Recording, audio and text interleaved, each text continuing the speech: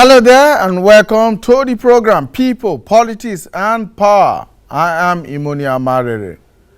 The primaries of the various political parties for the election of candidates for the 2023 general elections have been generating controversies, disquiet and even concerns in many quarters.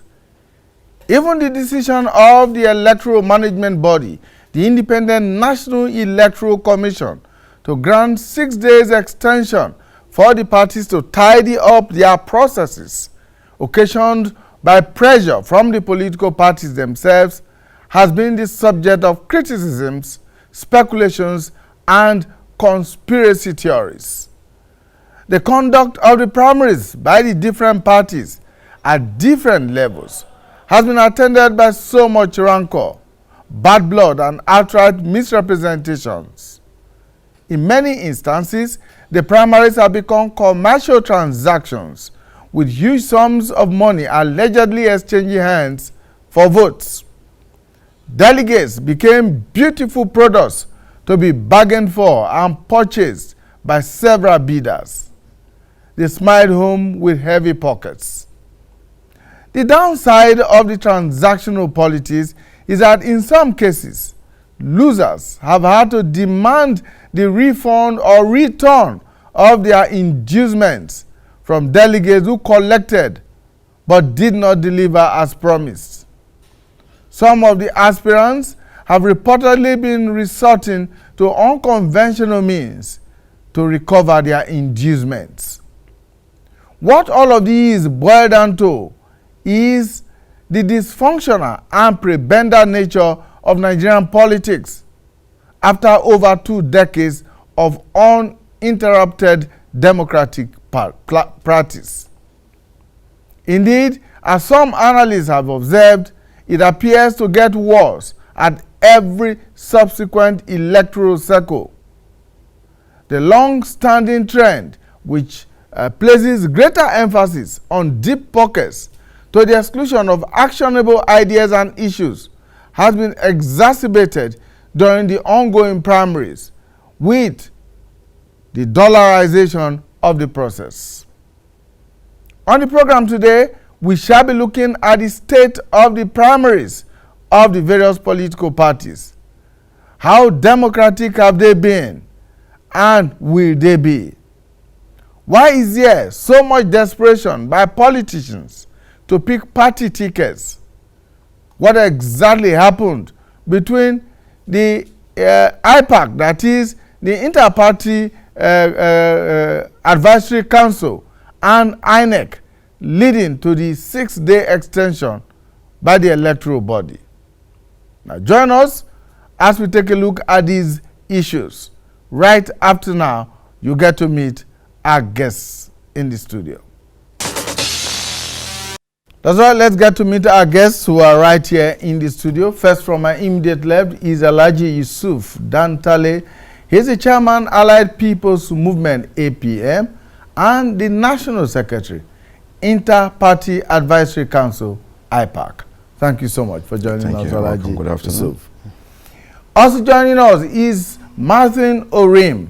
Mr. Orim is the immediate past Chief of Staff to the Cross River State Governor and the All Progressive Congress Cross River North Senatorial candidate for the 2023 elections. Mr. Orim, thank you so much for joining us. Welcome.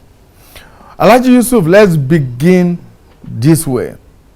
INEC last week decided to extend by just 6 days, a 6-day window for political parties to conclude their primaries and the processes leading up to the 2023 elections.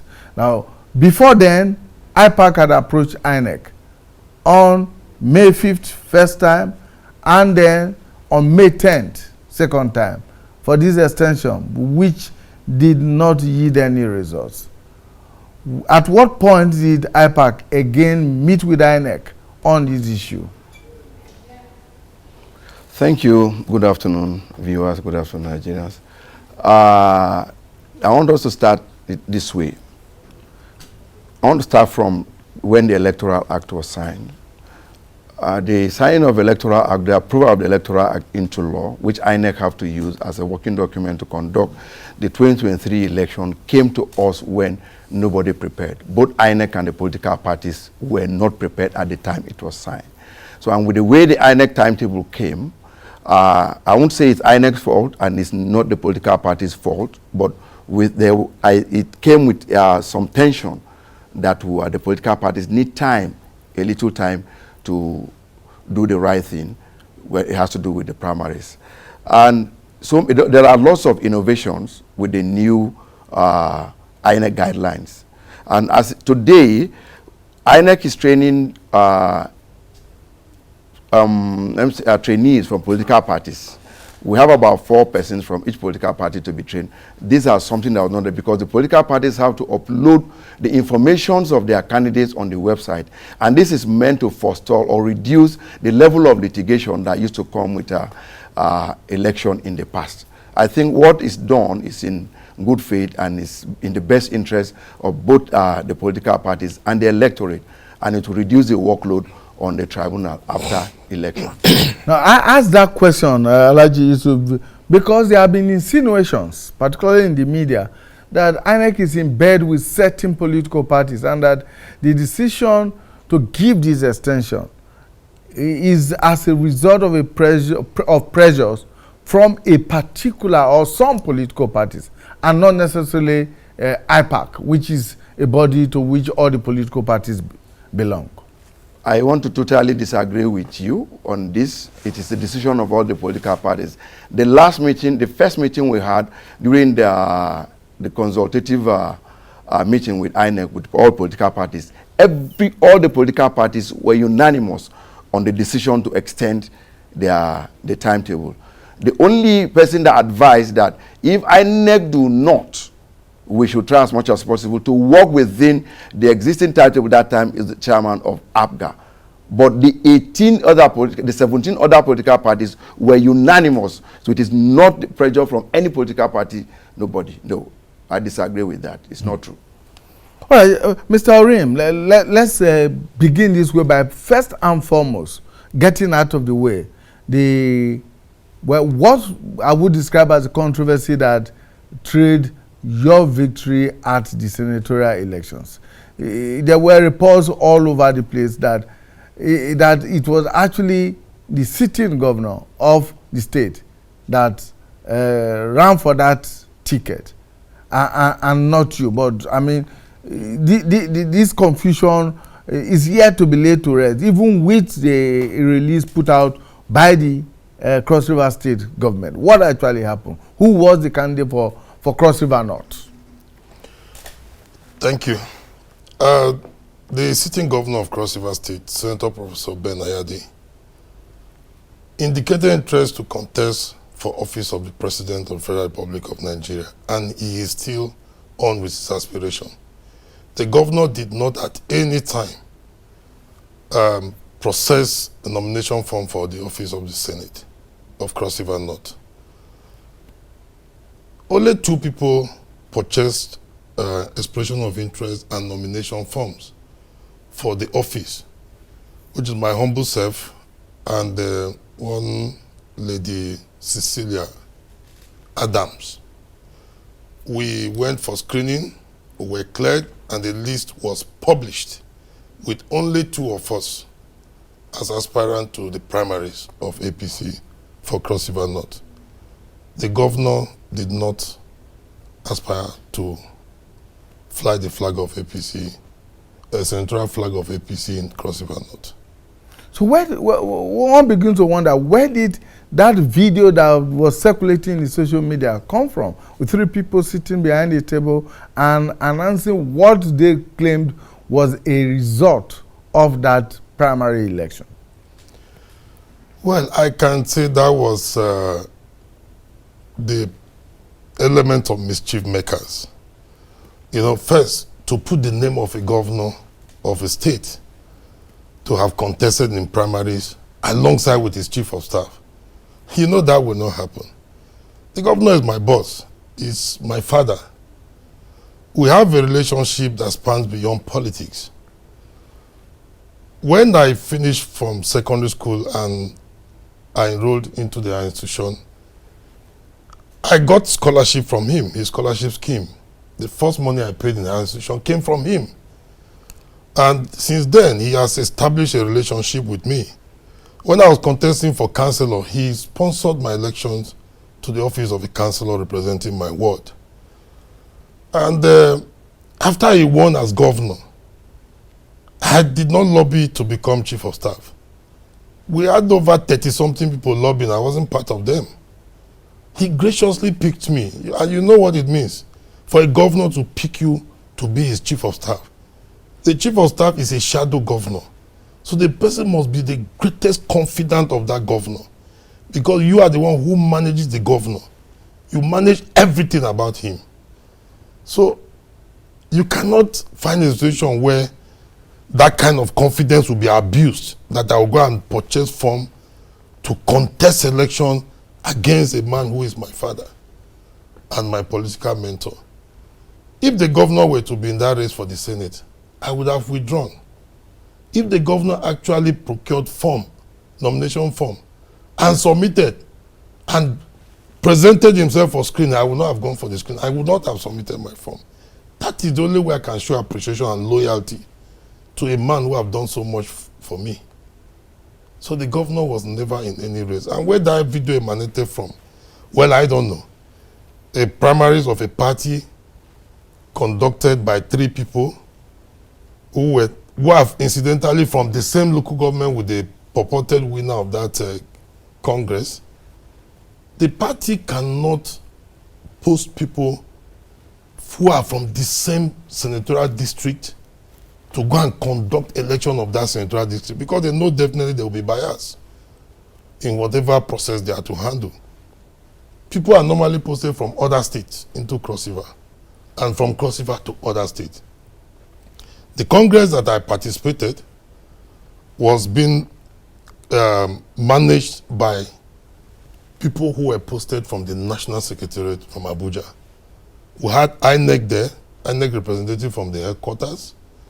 We had the 5 electoral officers of INEC from the 5 local governments that makes up Cross River North present in the primaries. We have AIT agents who covered the program. We had other media houses who were streaming live. If you see the videos, you see delegates who lined up to vote. You watch the process, and you watch where votes were being counted, and you watch where I was being declared as winner. We didn't see any of that. We just saw 3 people who were just making a pronouncement of somebody win. Even the person who claimed to have won the primaries, we didn't even see her face in that video. So I imagine what that video is all about. That will lead me to the next question, which is, what is your assessment of the entire primaries process in Cross River State? When I'm talking about the entire primary process, I'm not just speaking of your party, but of all the other parties that have held their primaries in Cross River. Well, the PDP took the lead to conduct primaries in Cross River State. The primaries were conducted across local government for House of Assembly seats, and then across federal constituencies and senatorial districts.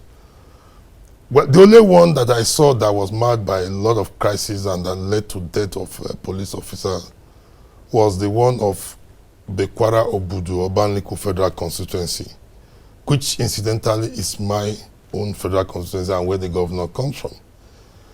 There were a lot of crises, a lot of shooting, thugs, and they led to the death of police officers. For which of the political parties? PDP. And the primaries were taken. The security agency, through the Commissioner of Police, had to stop the elections. And then I heard the primaries were taken to their party headquarters in Calabar, where it was conducted, and somebody emerged as winner.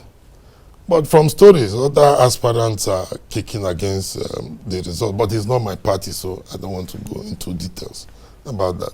But the other primaries, like their Senate primaries and governorship, yeah, from stories, I hear it was transparent, and I've not heard of any aspirant challenging, especially their governorship, the outcome of their governorship primaries.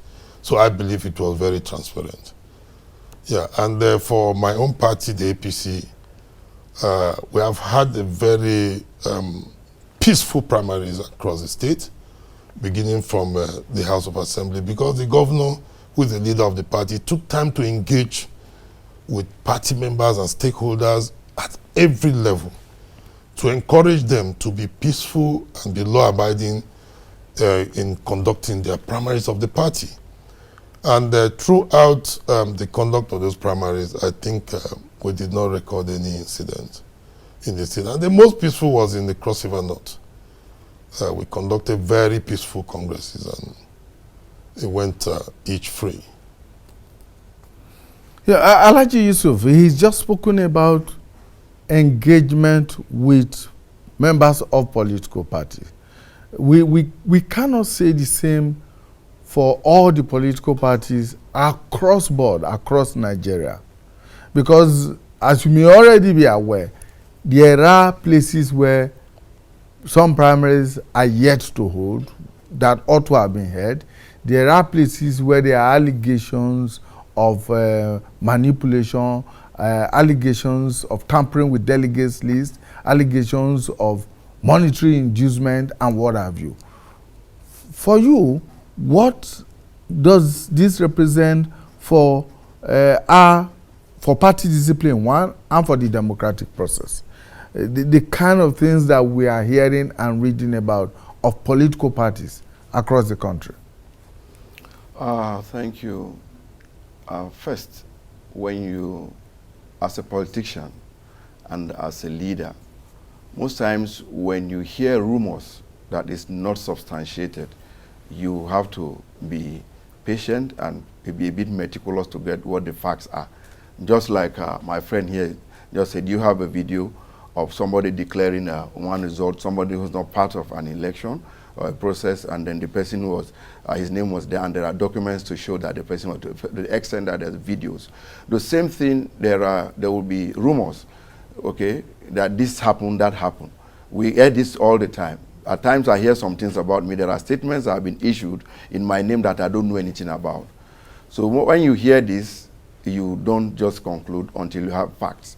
And I'm sure that the courts and tribunals will be waiting for those that have the facts to present before them.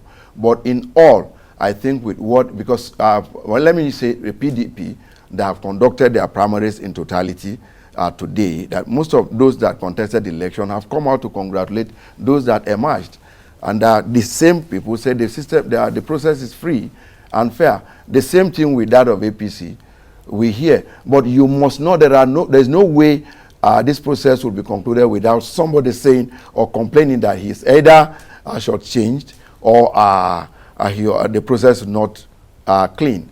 It's left for maybe the judiciary to see if it's true or not. But for us in the Inter-Party Advisory Council, what we are seeing now, we have not seen anything to say this thing is bad.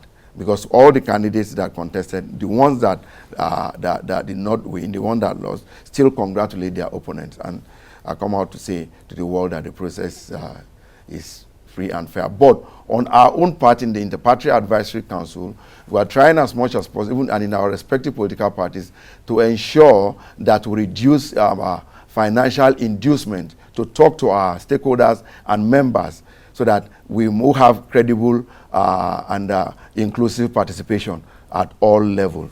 But then, if on the other way, you see that the lucrativity in political office in Nigeria is something that is not encouraging, okay? That thing, if you now, in Nigeria, for instance, the moment you emerge in any political office, your economic status changes. You become a different person. So we have been advocating. And even the economic status of delegates are beginning to change. So we are talking to Nigerians and then the appropriate authorities see how we can reduce the lucrativity of some of these offices, because we have to look at our value and then the effect of that value to the process. Because the moment, if the value is outrageous, that people go there and see, the moment they get there, the economy, they become super rich. You can't stop people from deploying every arsenal at their disposal, whether legitimately or otherwise, to see that they get to such offices. So as Nigerians, we will continue to interface with the appropriate authorities and talk to ourselves to see that let Nigeria come first in all we do. But if we don't reduce the economic benefit to some of these offices, it has, I think, tremendously, it will affect the quality of leadership of those that we produce. Because those that don't have, where there are candidates that you know, if you interact with them, you know these people are good, they are sound, they have things to contribute to the system, to make the system better. But because they are economically disadvantaged, they find it difficult to go to some of the parties to contest election, to even run. And then you know, as it stands today, the government is not contributing financially to any political party, okay, apart from the electoral umpire. So I wouldn't say the process is bad, but I think so far what we have, the process is fair. IPAC is an advisory body and is made up of all the political parties. What do you tell yourselves when you meet? How does IPAC, for instance, moderate what the political parties do? Because we have seen and read of situations where it is money that speaks and not ideas. Thank you. IPAC is an association of equals. The status of all political parties is the same before the law. And just like you said, as advisory body, we try as much as possible to discourage ourselves where we see that some things are not going right. And we ensure that every member of IPAC, even if somehow, because of the action of one person or the other, one party or the other, is not in your favor, to ensure that everybody is carried along. Intermittently, in our General Assembly, we try as much as possible to ensure that we do what is right in the interest of our fragile democracy in this country. Mr. Atem, the things that have happened in recent times, from every election cycle, these stories are about the same, and in some cases, in fact, worse than the previous election cycle, which calls to question the credibility of the processes and the credibility of the individuals that the process produces. What do you think the political parties can do to make the process more credible and to produce credible outcomes? Well, from my own view, I think that the method of selecting candidates to represent, to fly flags of political parties needs to be looked into seriously, because that is where the process begins. Yeah, like you said, where a few people are the ones to decide the fate of millions of other people. So I think that, like the IPAC secretary is here, thank God he's here, they should look into that process properly and maybe think of in subsequent elections to introduce the direct primaries, where you can have people come together to choose somebody who will fly the flags of parties in elections. Because when you have few individuals, instead of the indirect primaries that was adopted largely this time around, it is easier to induce those people. Even though I'm a candidate who has emerged from the process, I will make bold to say I did not pay any cover to any delegate, but I went round to present my program to them. If I become a senator, this is what I will do for you, this is what I will do for you. Which my opponent, incidentally, she didn't go to anybody, she didn't meet the party, she didn't even go to delegates to canvass for their vote. I did. I went to them. You know, I'm somebody who is well known in the state. I'm serving in the state, and so they know what I'm doing in the office I occupied. You know, so I think that to correct that process of maybe sometimes selecting, I won't say anybody is wrong. For anybody who is selected by a party cannot be a wrong candidate anyway. But I think that if we are imagining that this process, delegates are being induced, and sometimes you could throw up somebody who is not the choice of the general masses, then there's another window to it, which is the direct primaries. You know, for me, I think anybody who can go through the process and pick the ticket of his party, for me, it's good. It's okay. It's good to go. Alhaji Dantale, the exclusion of the other mandatory delegates from the process this time around, that is the governors, for instance, the president, the vice president, the members of the houses of assembly, the members of the National Assembly. Do you think it has had any impact, negative or positive, on the process this time around? I want to first add to what my friend just said about direct and indirect primaries. We need to understand that we have 18 political parties in Nigeria, and the status of all the parties are the same before the law, or is the same before the law.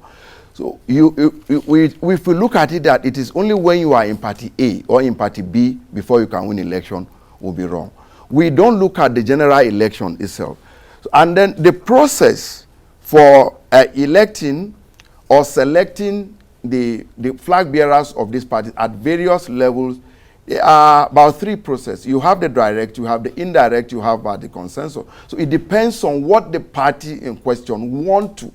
So the members can argue for whatever they want, and they will agree and or disagree. If you are not in line or you're comfortable with that, it's either you go to court to challenge it, or you move to party C if you so want, and test your popularity in the general elections. It's happening in so many places.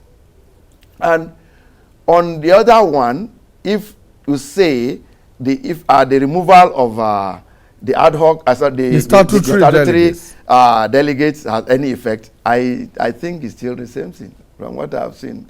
I really don't see, because it is meant, I believe, that with that, maybe with the statutory delegates partaking in the primaries, there will be predetermination of where this will go or that will go. Maybe because of using this the ad hoc delegate, okay, will not have the same effect. But I think with what is happening now, the reality of what is happening, there is no difference. With fewer people for the aspirants to deal with, and with fewer delegates, yes, for possible inducement. But I believe the best way will be the direct primaries if the resources, though it is more expensive. And I think that is why so many of political parties are running away from that.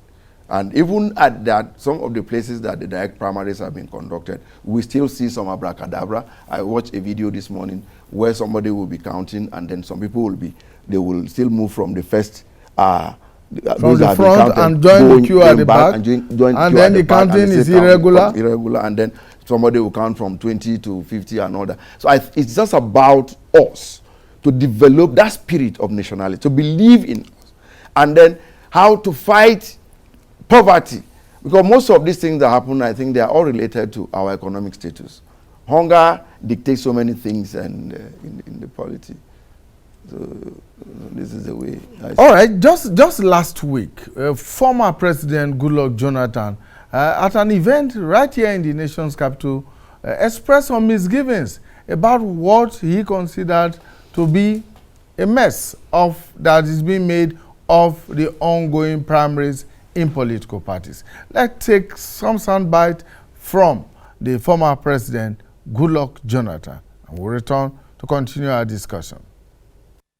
The whole Nigerians will wake up and say they are voting for a president who presented these presidential candidates for you. Very few people.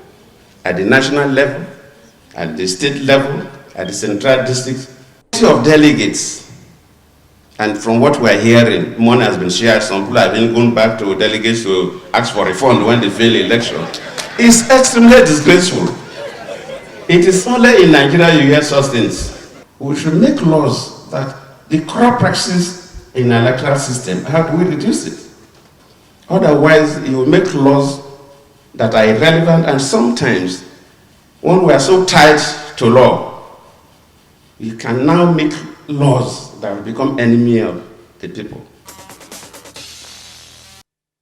former President Goodluck Jonathan speaking his mind there on what he thinks of the ongoing primaries, where some of the political parties have concluded their primaries with a few outstandings here and there in some places where it could not be completed.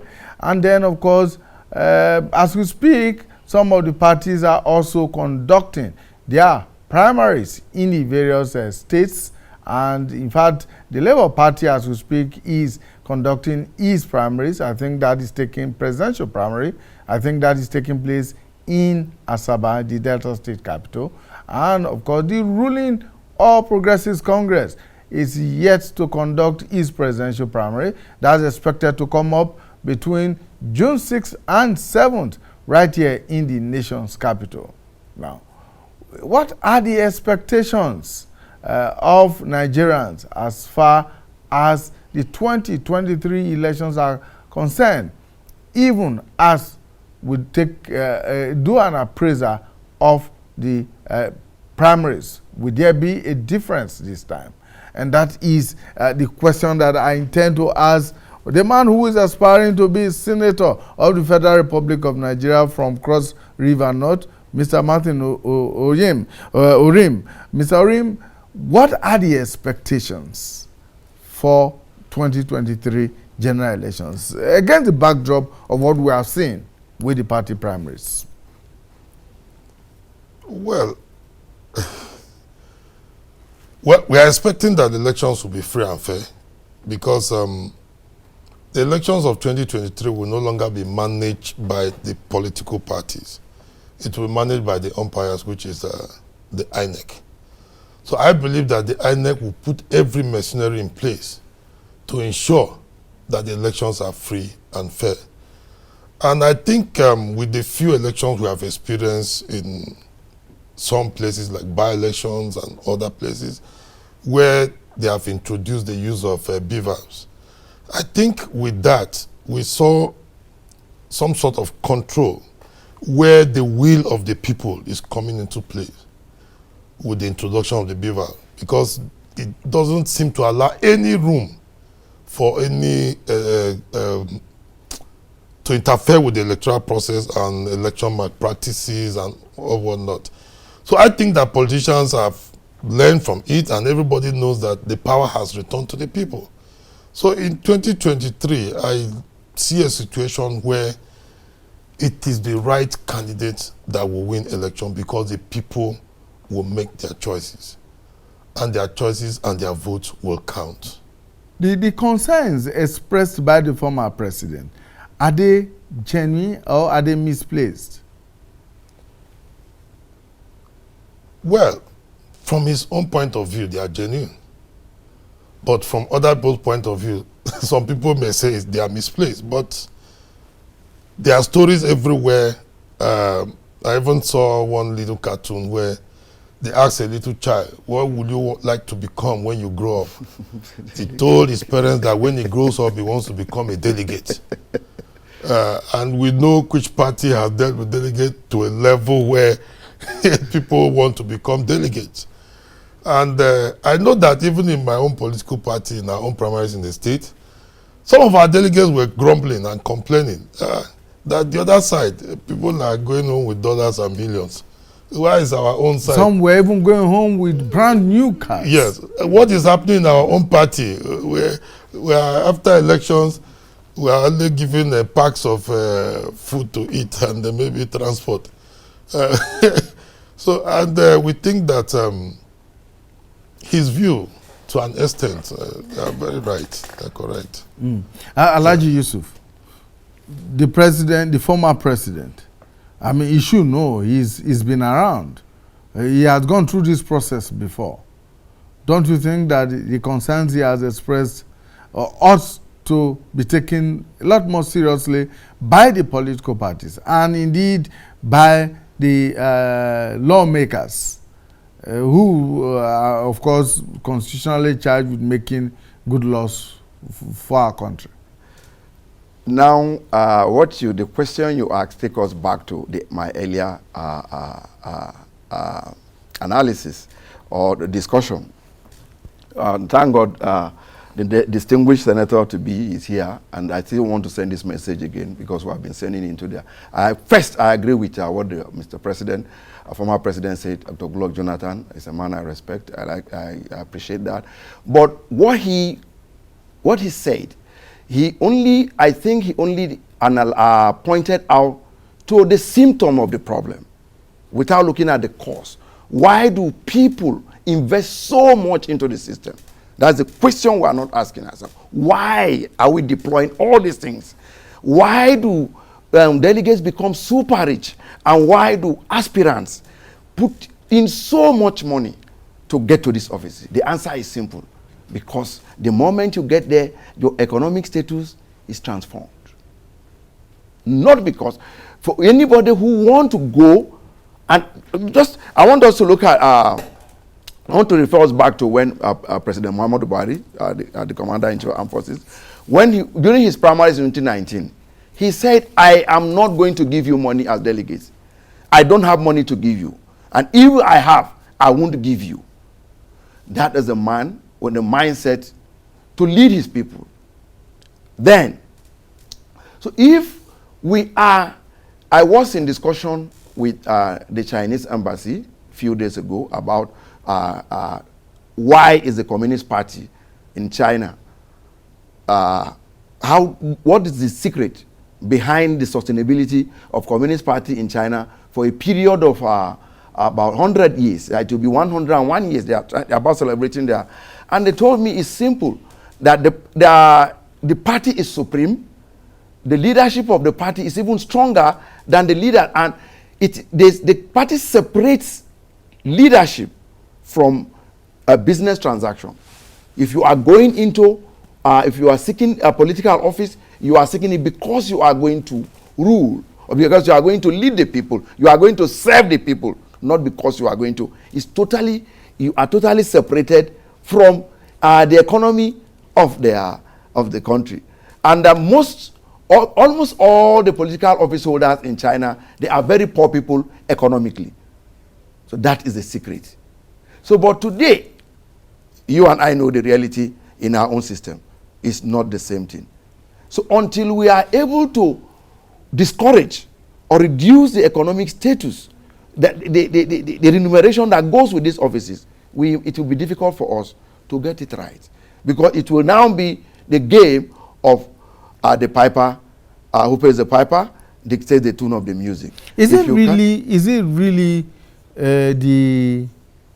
what the office gives you, or rather, what is available for you as a public office holder, or that it is the access that office gives you to unofficial and illegal sources of wealth? We are saying the same thing in two different languages. It's the same thing. You can't have that.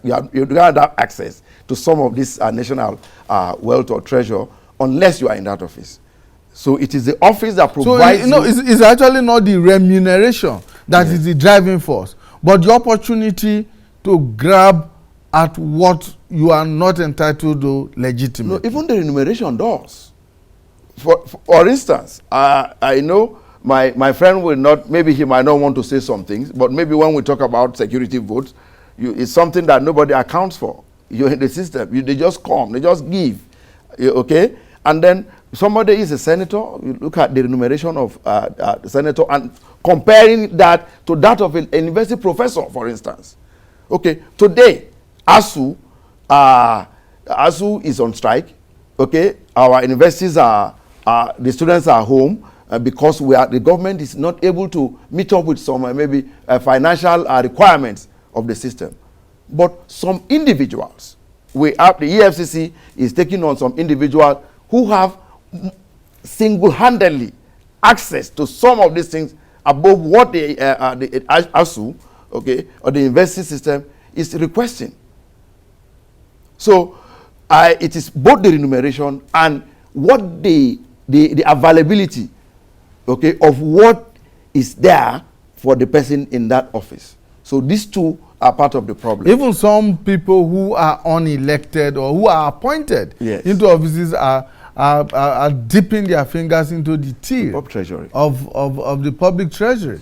So, I mean, so it's not essentially because of being elected to that office, but even those who are appointed to that office by the elected officials are doing a lot more damage. No, it's the same. You see, it's just like, okay, you were the chief of staff to the governor. And whatever you do, you will not do anything that you know the governor won't like. Yeah. Sure. And while you do that, whatever you do too, you look at the governor too. You know that this is what he does. And that helps you to do what you do too. You understand my English. So it's the same thing. So if you, the leader, if this is how you go, you don't expect people who you are leading or your followers to do something different from what you do. So it's the same thing. Now, there was this concern, or there is this fear that the introduction of beavers, as you mentioned, in the conduct of some elections in recent times, has eliminated a number of tremendously, yes, a number of loopholes that were exploited by politicians, their hirelings, and all of that. But INEC and some civil society organizations have also expressed the fear that now that the beavers is in place, what is likely to happen in the 2023 election will be a situation where the politicians will go directly to the voters and seek to induce them before getting to the polling stations. How do we address that kind of situation? We have seen a similar inducement trend with the primaries. And so this fear is not unfounded. Well, in as much as you cannot eliminate that completely from our election processes, but I think that the introduction of beavers will reduce such loopholes tremendously, at least up to 80%. Because, for instance, if you are running for office of president, it will be difficult for you to be able to have contact with the electorates at various levels. Maybe you'll be dealing with representatives and you know what will happen. An agent. An agent. Your agent, if, for instance, you send 5 million to your agent, say use it and induce voters, you know what will happen. The agent will first of all keep 4 million in his house.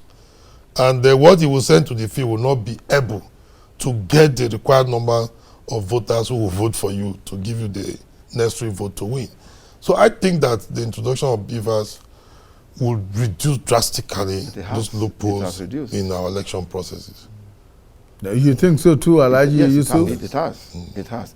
What INEC is doing, of course, you can't have a perfect election, but you have free, fair and credible election. Yes. Without intention to patronize INEC, INEC has done very well, and they are doing very well with the introduction of so many innovations into the polity. The beavers is one excellent thing that INEC has done. Number one, it has so much discouraged multiple registration at the polling unit.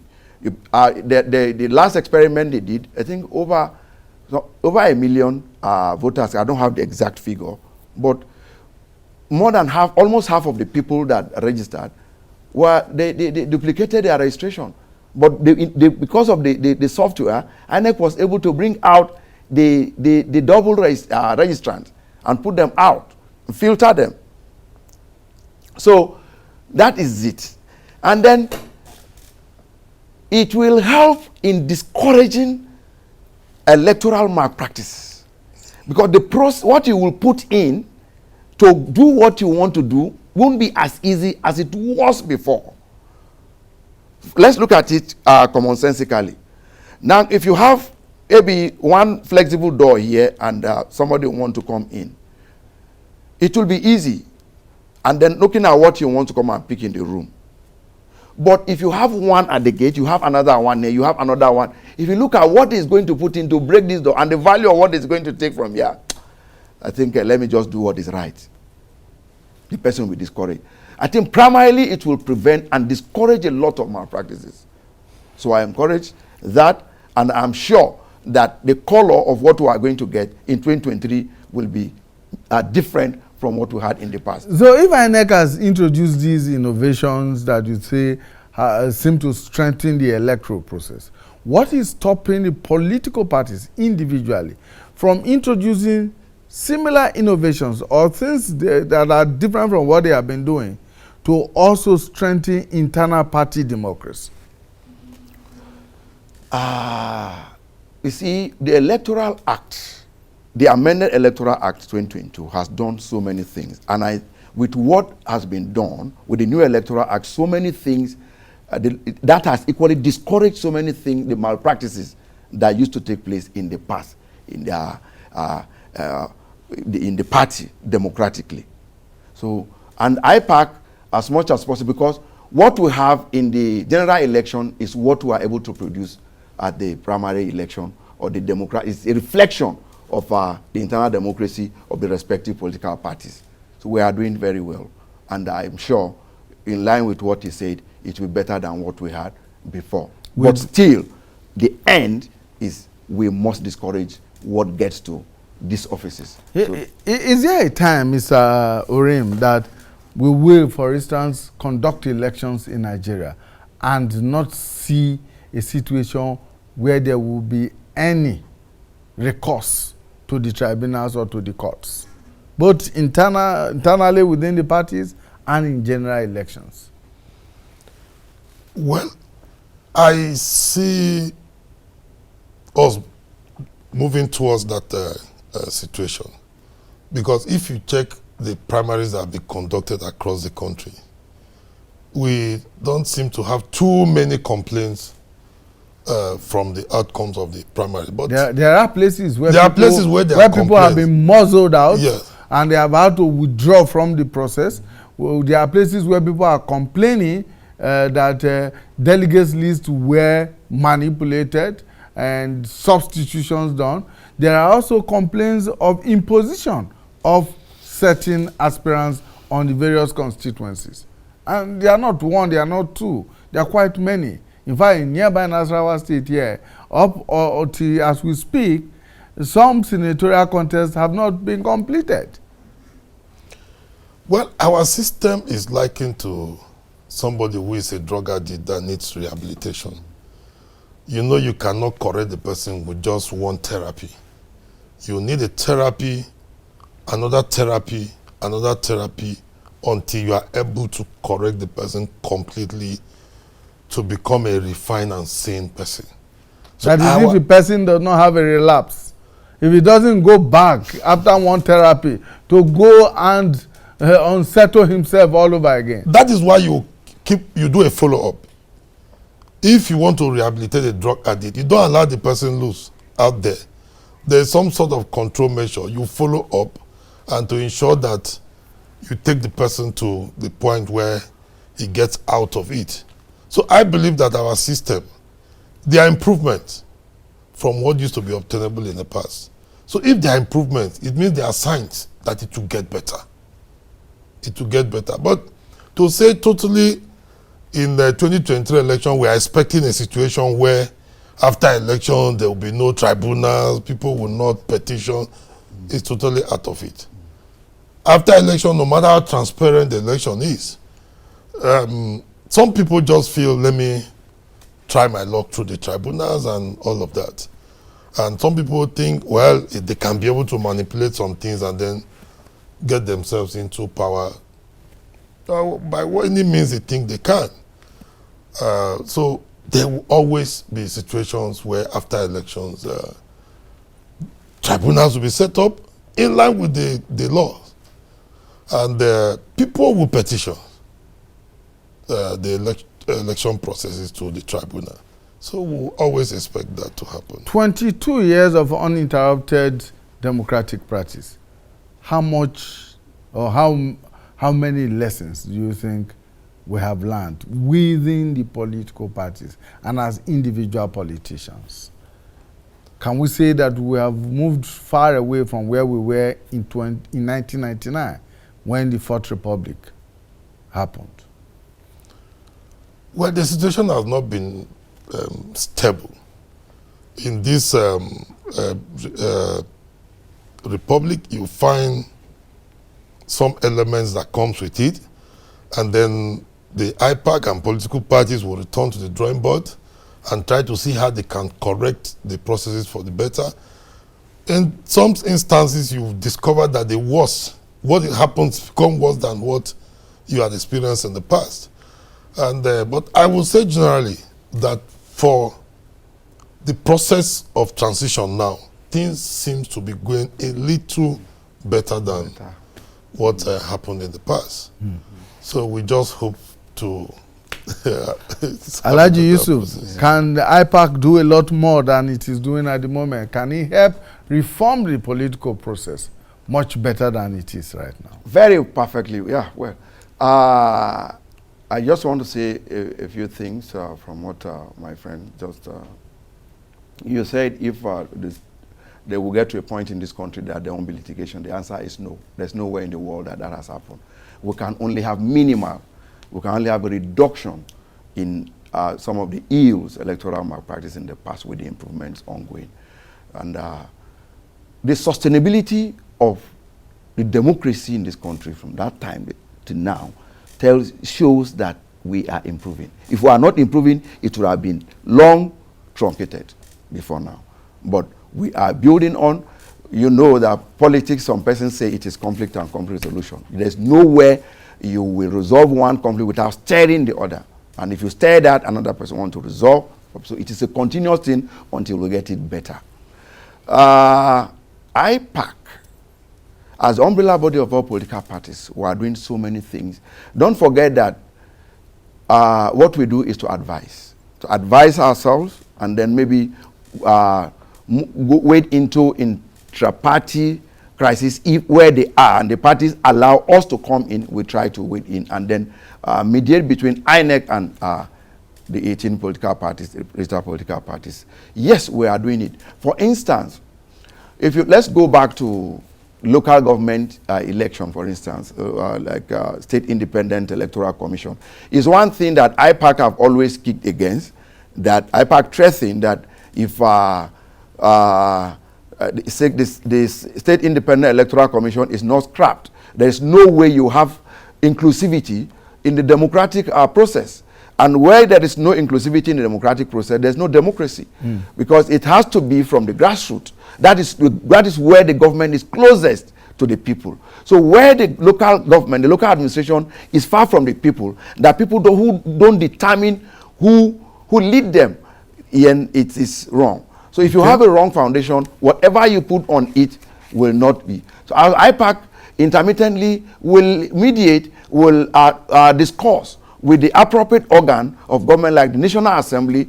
We discussed it even recently when we had interaction with the president. So to see that the foundation should be better.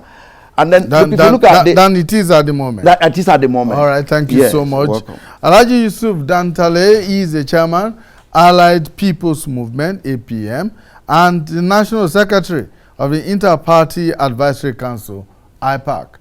And of course, we have also been joined by Mr. Martin Urim, immediate past Chief of Staff to the Cross River State Governor, and the APC Cross River North Senatorial candidate for the 2023 elections. He just emerged from the primaries victorious. Thank you so much, gentlemen, and congratulations on your victory. Well, we look forward to having you again, IPAC and Urim, when you eventually do come to the National Assembly. By God's grace. God's grace. All right, thank you so much. And to our viewers out there, we want to thank you for investing your time with us. Join us again when we bring you a fresh edition of People, Politics, and Power. Bye for now.